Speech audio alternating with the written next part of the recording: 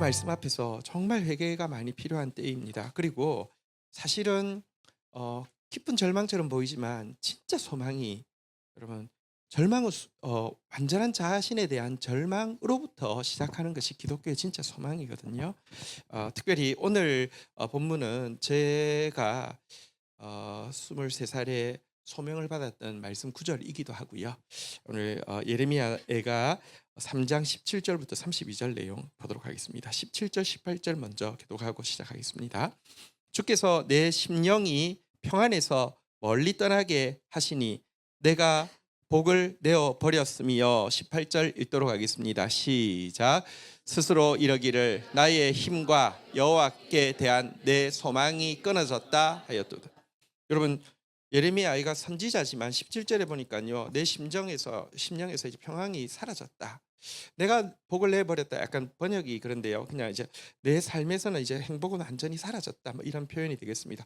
마음에 여러분 평강 하나도 없고요. 삶 가운데 행복이 아예 존재하지 않는다. 이렇게 이야기를 하고 있습니다. 지난 주일 저녁에 우리 필리핀 킹스키즈 아카데미 친구들이 이제 수학여행을 왔는데 사실 이제 우리에 비하면 너무 가난한 친구들이잖아요. 근데 그 친구들이 그 속촌 호수 이제 저희 그 워낙은 대학로에 있었는데 제가 오라고 그랬어요. 여기가 제일 유명한 관광지라고 우리 교회 앞이 어들이 막 눈이 희둥거려지더라고요. 그래서 한 바퀴 이제 돌고 이제 아이스크림도 먹고 또 우리 장년들 준비한 거 맛있는 거 먹었는데 여기 그 한 바퀴 마치고 올 때 그 호수 딱 그 보이는 그 앞에 가더니 저기 목사님이 막 뭐 스피커 있냐고 막 하더니 여기서 복음을 전해야 된다 그래서 준비를 하는데 한편으로는 사실 참 우리 사회에서 지금 이제 뭐랄까 전도하고 이런 게 참 이렇게 꼴불견처럼 보이는 니나 잘하세요 뭐 이런 시대가 되어서 그렇기는 한데 여러분 그 뭐랄까요 아이들이 그 뭐랄까 막 기쁘게 막 춤추는 모습도 그렇고 특별히 이제 뒤에 노래가 이것이 행복이라는 노래를 부르는데 가난한 아이들이 이렇게 화려하지 않아도 정결하게 사는 삶, 가진 것이 없어도 이렇게 나눠주며 사는 삶, 내게 주신 뭐 이렇게 작은 힘, 뭐 이렇게 하면서 이렇게 주님 따라 사는 게 행복이라고 하는데 진짜 행복이 막 느껴지고 주요 그 이거 하는데도요 비신자들 다 이렇게 잘 이렇게 집중해서 보는 그런 것을 보았습니다. 여러분 어려워도 사실 가난해도 행복이 있잖아요. 그죠? 근데 지금 이 예레미야는 내 삶에서 행복이 사라졌다. 지금 이렇게 이야기합니다. 18절에 보면요. 나의 힘도 나의 소망도 끊어졌다라고 이야기하는데 여러분 선지자의 힘이 뭘까요? 선지자의 힘은 하나님을 바라보는 힘이거든요. 사실 우리가 하나님 잘 못 바라봐요. 근데 선지자는 어떤 상황에서든지 하나님께 눈 맞추고 하나님께 바라볼 수 있는 힘이 있는데 그거마저도 지금 쉽지 않다. 나 하나님도 지금 하나님을 볼 힘조차 없다. 이런 말이에요. 내 소망, 선지자의 소망이 무엇입니까? 하나님은 나의 도움이시라는 소망이잖아요. 그죠? 근데 하나님이 지금은 나를 돕지 않는 것 같다라는 생각이 들 정도로 지금 피폐함을 표현하는 내용입니다. 정말 암울하죠. 자, 그런데 이런 피폐함 속에서도요 힘을 내어서 19절에 이렇게 부탁하고 있습니다. 같이 한번 읽도록 하겠습니다. 시작. 내 고초와 재난 곧 쑥과 담즙을 기억하소서. 한번 따라하겠습니다. 기억하소서. 하나님 이렇게 지금 평강도 행복도 힘도 소망도 끊어진 고초와 재난 쑥과 담즙과 같은 정말 그 쓰라린만 남아있는 내 모습을 좀 기억해 주십시오라고 부탁하고 있고요. 기억해 달라고만 이야기하는 게 아니라 20절에도 한번 볼까요? 같이 한번 읽겠습니다. 시작. 내 마음이 그것을 기억함으로 내가 낙심이 되오나. 하나님께 기억해 달라고 부탁하면서 자기는 기억해요, 자기는 기억 안 해요? 자기도 기억해요. 기억한다는 게 뭘 기억한다는 것입니까? 지금 자기들이 겪고 있는 이 진짜 비참한 그 고통에 대해서도 생생하게 기억한다는 뜻이고 동시에 이와 같은 고통이 초래된 그 정말 처참한 죄악에 대해서도 생생히 기억하겠다라는 의미입니다.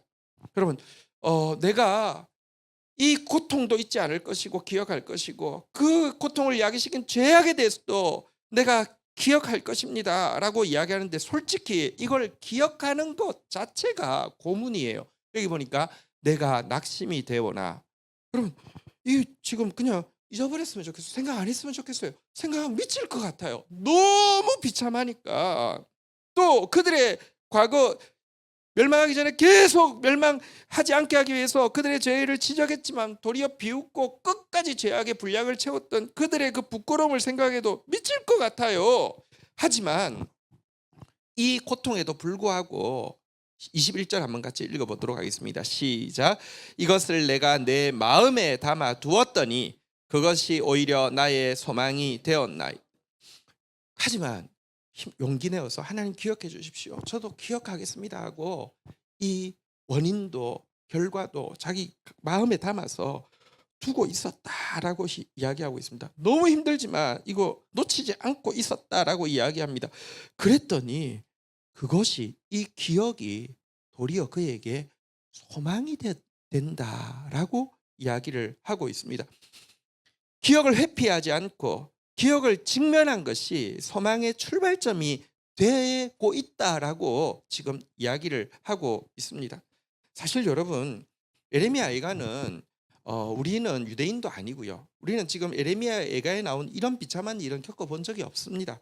그럼에도 불구하고 읽는 것만으로도 힘이 빠지니까 웬만하면 안 읽고 싶어요. 그런데 여러분 예레미야가 이 기억이 얼마나 중요하다고 생각했던지 예레미야 애가를 살아남은 다음 세대들로 하여금 기억하는 정도가 아니라 아예 암송까지 하게 하기 위해서 이 시를 알파벳 시로 기억했습니다. 유대인들은 알파벳 시는 외우기가 너무 쉬워요. 왜냐하면 첫 구절이 A, 두 번째 구절 B, 세 번째 구절 C 이렇게 첫 단어가 정해져 있기 때문에 조금만 노력하면 외울 수 있습니다. 너희들 꼭 기억해야 돼. 이거 잊어버리면 안 돼. 얼마나 비참했는지를 기억해야 하고 얼마나 패역했는지를 기억해야 돼. 나도 기억할 거야. 하나님 기억해 주십시오라고 부탁하고 있는데요. 사실 여러분 기도란 다른 게 아닙니다. 기도란 무엇이냐고 하면 하나님을 기억나게 하고 나도 기억하는 것이 기도입니다. 이사야서 62장 6절 7절에 보면 우리에 대해서 대단히 중요한 한 호칭이 나오고 있는데요. 이사야서 62장 6절에 보면 예루살렘이여 내가 너의 성벽 위에 파수꾼을 세우고 그들로 하여금 주야로 계속 잠잠하지 않게 하였느니라. 너희 우리를요 한번 따라하겠습니다. 여호와로 기억하게 하시는 자들아. 한번 따라하겠습니다. 다시 한번 따라하겠습니다. 여호와로 기억하게 하시는 자들아. 옆 사람을 한번 정체성을 알려주십시오. 당신은 여호와로 기억하게 하시는 자입니다. 하나님 앞에 기억하소서. 저도 기억하겠습니다. 다음 세대를 향해서 너희들 기억해야 돼 하면서 우리의 죄와 그 죄로 말미암은 비참함에 대해서 놓지 않겠다고, 직면하겠다고, 직시하겠다고, 회피하지 않겠다고 결심하고 있습니다. 왜? 이것이 소망의 출발점이 된다라고 21절에서 분명히 이야기하고 있기 때문에 그렇습니다. 사실 유대인들은 정말 역사상 이런 지금 예레미야 애가 시대의 이 일이 한 번으로 그치지를 않았잖아요, 그죠? 바벨론에 의해서 멸망할 때도 너무 비참했지만 로마에 의해서 멸망할 때 더 비참했고요. 히틀러 시대에 또 진짜 그때처럼 아니 그때보다 더 비참한 일들을 계속 겪었잖아요, 그죠? 근데 여러분 기억이 얼마나 중요한지와 또 망각이 얼마나 쉬운지를 생각해 보게 하는 이야기가 있습니다. 엘리 위젤이라는 노벨 그 평화상을 받은 작가가 있는데요. 이 사람이 이제 그 청소년 시절에 아우슈비츠에 이제 지냈던 유대인입니다.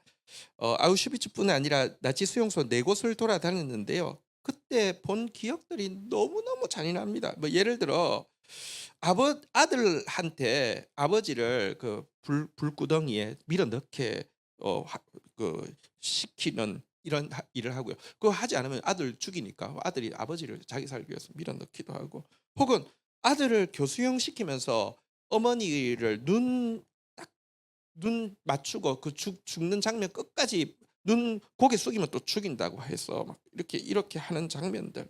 아니면 또 그 이 수용소를 옮겨 다니게 됐는데요.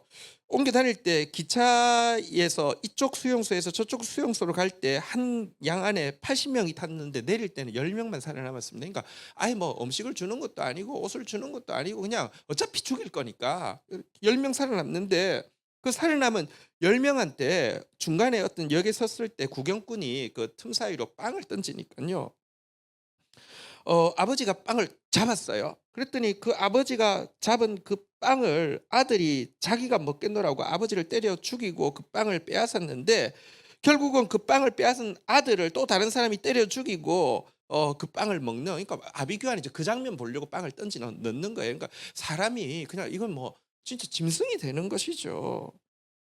그리고 하루에 10,000명씩 줄을 세워서 가스실로 이렇게 들어가는데요.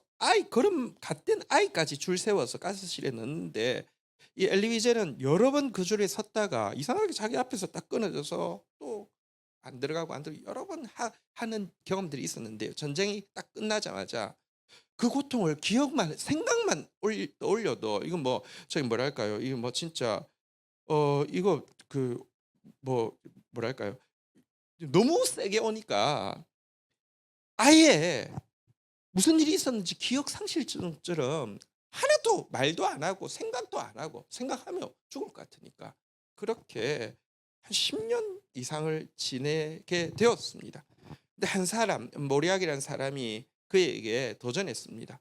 과거의 아픈 경험을 되살려서 너 글을 써라. 그것이 살아남은 자로서 죽은 사람들에 대한 사명이다라고 이야기할 때 엘리 위젤이 글을 쓰게 되었는데요. 글을 쓰면 주제가 있어야 될 것 아닙니까? 그의 주제가 무엇이냐? 그의 글에서 가장 강조하는 게 기억이었습니다. 왜 기억하라고 하냐고 하면요. 기억하지 않으면, 망각하면 더 큰 악이 들어오기 때문이라는 것입니다. 왜 망했는지, 또 얼마나 비참하게 망했는지 모르면요. 더 큰 이 망각이 도리어 더 큰 악을 초래할 수 있기 때문에, 인류에게 더 큰 악을 또 초래할 수 있기 때문에 기억하라, 기억하라. 이게 그의 작품의 주제이고 화두인데요. 결국 그래서 그가 그 밤이라는 작품으로 상을 받는데 노벨 문학상이 아니라 노벨 평화상을 받았죠. 그런데 여러분 한번 생각해 보십시오.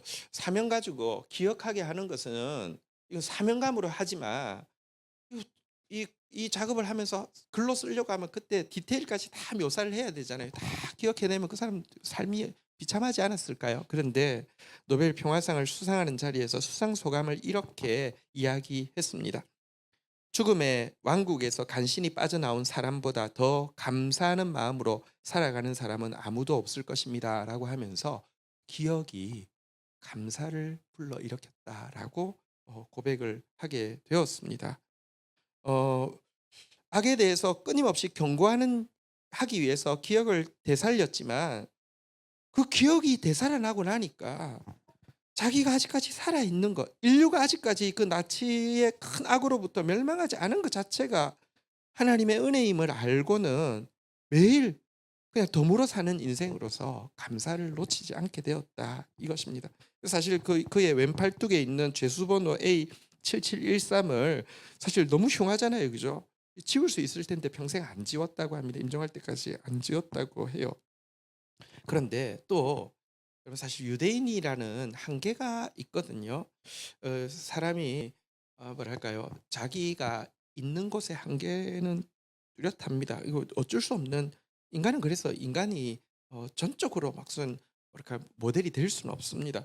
엘리 위젤이 모든 세상에 억압받는 모든 사람들의 편에 서서 대변하고 싸우고 투쟁하고 글 쓰고 하는 일을 했는데 유독 팔레스타인에 대해서는 침묵을 계속 좀 지켰습니다. 왜냐고 하면 사실 유대인들은 이 뭐 이렇게 좀 그 자기들 특수성이 있잖아요. 그죠? 그런데 여러분, 계속 끝까지 기억하려고 몸부림치는 것이 좋은 게 무엇인지 아십니까? 노년에 그 오프라 윈프리 그 인터뷰 쇼에 나와서 혹시 인생 이제 인생을 돌아보면서 후회되는 것이 있느냐라고 이렇게 인터뷰를 하자 질문에 이렇게 대답을 했습니다. 팔레스타인 난민을 위해 뭔가 더 할 수 있는 일들이 있었을 텐데 하는 생각이 이해가 됩니다라는 이야기를 해요.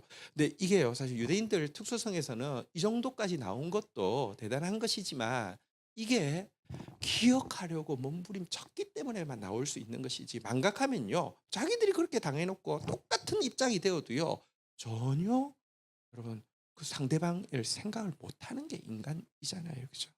어쨌든 예레미야는 이 엘리위젤과 마찬가지로 기억이라는 단어를 두 번이나 쓰면서 기억이 소망의 출발이 된다. 우리의 죄에 대해서 기억하자. 하나님의 징계에 대해서, 비참한 이 징계에 대해서 기억하자라고 이야기를 하고 있습니다. 그리고 기억했더니 22절, 23절 한번 볼까요? 예레미야도 똑같이 고백을 하고 있네요.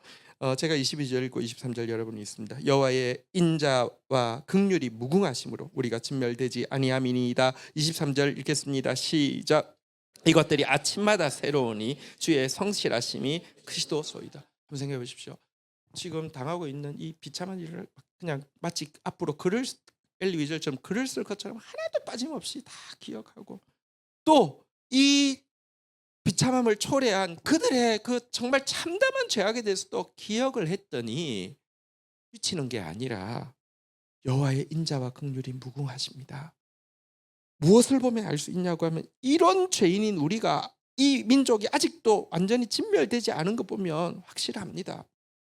이것이 아침에 눈 뜰 때마다, 또 눈 뜨면 또 비참한 일을 봐야 되지만 눈 뜰 때마다 그 비참한 만큼이나 아침마다 우리가 아직도 진멸되지 않았구나, 하나님이 여전히 성실함으로 우리를 돌아보고 계시는구나 라고 생각하면서 감사하게 된다라고 이야기하고 있습니다. 사실 기억하다 think와 감사하다 thank는 사실은 스펠링이 중간에 I하고 A 차이밖에 없습니다. 그러니까 하나님 앞에서 생각하는 거 굉장히 중요합니다. 신앙이요, 성경은 끊임없이 생각하라고 하는데 여러분, 뭐랄까요? 이렇게 보통 지도자들이 하는 역할이 뭔 줄 아십니까? 생각하지 마, 나만 따라와, 이렇게 하는 것이 보통 지도자들이 많이 하는 짓이고요. 그런 지도자들 사람들이 잘 따릅니다. 왜냐하면 쉬우니까요. 아닙니다. 기억해야 합니다. 아파도 기억해야 합니다. 낙담이 되어도 기억해야 합니다. 기억이 소망이고 기억이 감사의 출발이 된다는 것을 우리가 꼭 이 지금 절망적인 상황 속에서 이 아름다운 고백에서 우리가 좀 살펴보아야 되겠습니다. 24절, 25절도 이어서 읽겠습니다. 내 심령에 이르기를 여호와는 나의 기업이시니 그러므로 내가 그를 바라리라 하도다. 25절 읽겠습니다. 기다리는 자들에게나 구하는 영혼에게 여호와는 선하시도다. 자, 24절 한번 보십시오. 그러면서 하나님은 나의 기업이시다라고 자기 심령에 말을 합니다. 하나님 내 기업이라는 거에 무슨 말입니까? 하나님 나의 유산이고, 하나님 나의 몫이고, 하나님 나의 재산이고, 하나님 나의 어떤 상황에서도 사라지지 않는, 박탈되지 않는 영원한 나의 백이다라고 이야기를 하고 있는 것입니다. 그러면서 그 하나님은요, 그분을 기다리는 자들, 또 그분 앞에 구하는 것, 기도가 아까 뭐라고요? 여호와로 기억하시게 하시는 것이 기도라고 이야기했잖아요, 그죠? 여호와로 기억하게 하시는 것, 구하는 자들에게 하나님 무한히 선한 분이시다라고 이야기를 하고 있는데요. 여러분, 소망은, 또 기쁨은 당면한 재난이나 참상을 망각하거나 혹은 경감시켜서 생각함으로 생겨나는 것이 아닙니다. 심령을 먼저는 여호와께 향하여서 여호와의 눈으로 다시 한번 나의 현실을 직시할 때 생겨나는 것입니다. 상황만 보면 낙심하는 게 맞습니다. 그러나 나의 영원하신 기업 되시는 하나님 의지하고 나서 다시 상황을 보면요, 어떤 상황에서도 우리는 소망을 가질 수 있습니다. 왜냐하면 하나님은 선하신 분이시고요, 하나님은 영원한 기업이 되시는 분이십니다. 하나님은 자기에게 구하는 영혼들을 절대로 내버려 두지 않는 분이십니다. 그러면서 이제 나온 구절이 바로 26절부터 28절 내용인데요. 자, 26절 같이 한번 읽도록 하겠습니다. 시작. 사람이 여호와의 구원을 바라고 잠잠히 기다림이 좋도다. 자, 자기뿐 아니라 다른 사람들에게 여러분 여호와의 구원을 바라고 잠잠히 기다리시는 것이 좋습니다라고 격려를 하고 있습니다. 좋다라고 이야기합니다. 지금 좋을 게 뭐가 있습니까? 근데 좋다라고 이야기합니다. 27절에 보니까 또 좋다라는 말이 한 번 더 나옵니다. 같이 한번 읽도록 하겠습니다. 시작. 사람이 젊었을 때 멍에를 매는 것이 좋으니. 자, 보십시오. 두 번이나 좋다라고 이야기했는데 지금 이 상황에서 잠잠히 막 발버둥 쳐지 말고 여호와의 구원을 잠잠히 눈 맞추고 기다리고 있는 게 좋고, 아니 더 적극적으로 어차피 지금 징계받고 있으니 더 징계를 빨리 받을 수 있도록 이 징계의 멍에 그냥 자원해서 이 징계 속에 그냥 더 들어가라고, 용기 내어서 그 징계 그냥 더 달게 받으라라고 격려하고 있습니다. 여기 두 번이나 좋다라고 이야기했는데 이 좋다라는 말은 하나님께서 천지를 창조하시고 보시기에 좋았더라 그 말입니다. 하나님의 창조 목적에 부합된다는 것입니다. 하나님 눈에 보시기에 좋다는 것입니다. 여러분 징계받고 있을 때 우리가 발버둥 치는 것보다 하나님 잠잠히 바라보고 있는 게 훨씬 아름답고요. 피하려고 하는 것보다 달게 그 징계 받는 모습이 하나님 보시기에 훨씬 보기에 좋다라는 의미입니다. 그러니까 이어지는 내용에 한번 보면요. 우리 29절 30절에 보면요. 그대의 입을 땅에 티끌에 댈지어다. 혹시 소망이 있을지로다. 자기를 치는 자에게 뺨을 돌려 치욕으로 배불릴지어다. 이왕 지금 비참해진 김에 29절에 보는 바대로 땅바닥까지 낮추고 티끌에까지 낮아지라고 이야기합니다. 혹시 소망이 있을지 모른다. 왜? 여호와가 우리의 기업이시니까, 여호와가 지금 기억해 주실 것이니까, 자기를 치는 자들에게 뺨을 돌려대고 나를 모욕하는 사람들의 모욕으로 배부를 때까지 묵묵히 당하라라고 이렇게 도리어 적극적으로 피하지 말고 그 고난을 당하라 이렇게 격려를 하고 있는데요. 여러분 징계라 할지라도 차라리 안 받는 것보다, 여러분 징계는 받는 것보다 안 받는 게 더 좋잖아요, 그죠? 하지만 징계 속에 들어가 있다 할지라도 여러분 우리가 달게 받으면, 묵묵히 받으면 하나님 보시기에 좋았더라라고 이야기하고 있다는 내용 기억해야 합니다. 그렇다고 하면 징계의 멍에보다 그리스도를 위한 고난의 멍에를 질 수 있으면 얼마나 더 좋겠습니까? 27절 다시 한번 같이 읽도록 하겠습니다. 같이 읽겠습니다. 시작. 사람이 젊었을 때 멍에를 매는 것이 좋으니. 그러니까 사람이 일찍 징계도 그냥 달게 받는 것이 더 낫다는 말이지만, 조금 더 확장해서 생각하면 사람이 일찍 징계의 멍에가 아니라 그리스도를 위한 고난의 멍에를 내가 스스로 질 수 있다고 하면 이거보다 더 나은 것이 어디 있느냐라고 이야기하고 있습니다.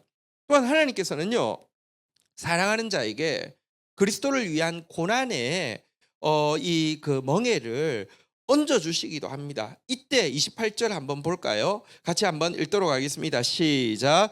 혼자 앉아서 잠잠할 것은 주께서 그것을 그에게 메우셨습니다.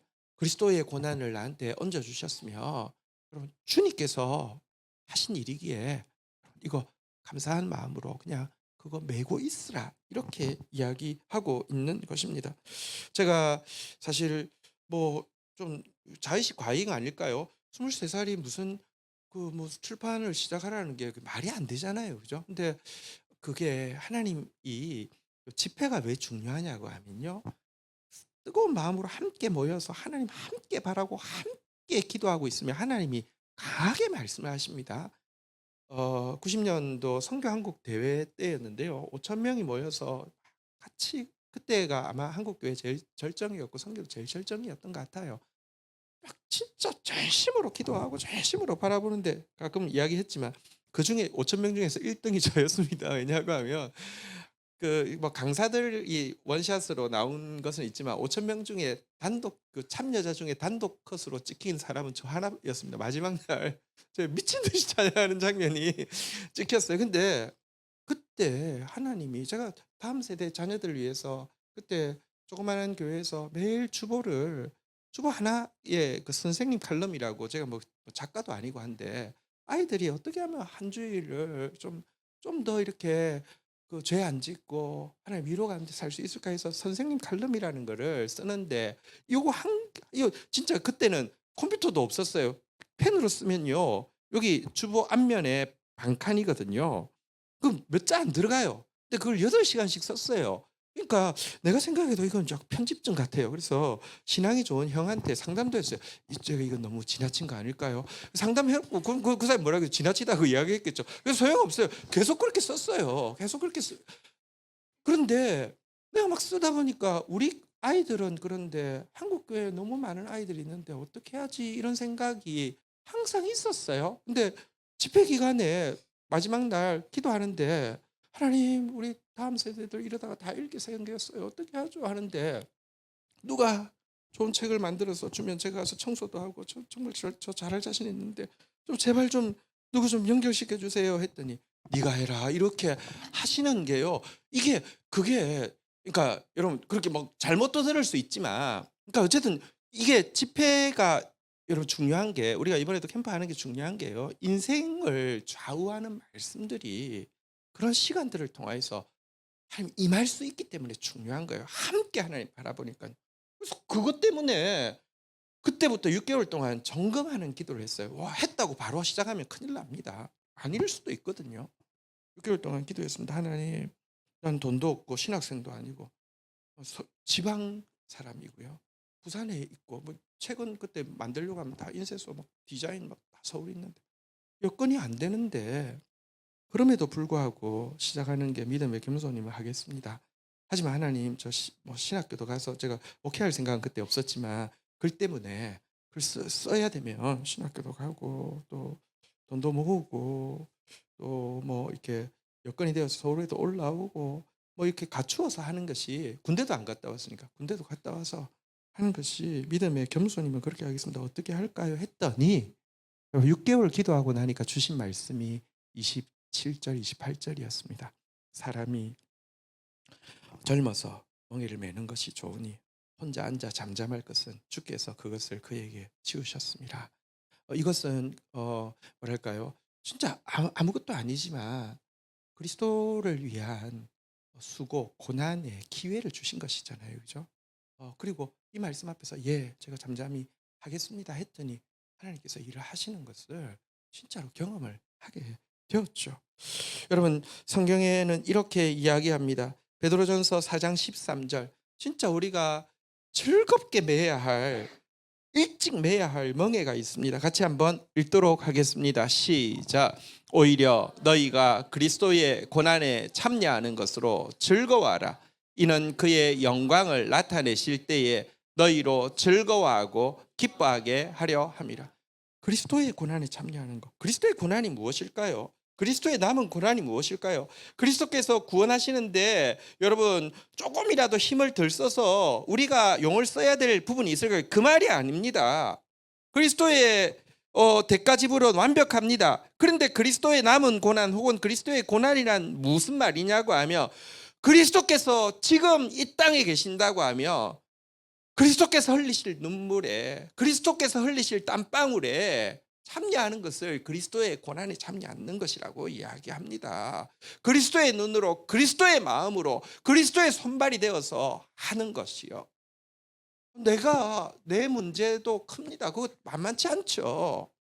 내가 앞가림하면서 잘 사는 것도 중요합니다. 그런데 여러분 위대하신 하나님 앞에서 그리스도의 고난에 참여하는 거 이것이 여러분 지금 한번 생각해 보십시오. 인간에게 한 사람이 인생에 겪을 수 있는 고난의 총량은 정해져 있다는 말이 있는데 진짜 그런 것 같아요. 근데 한번 보세요.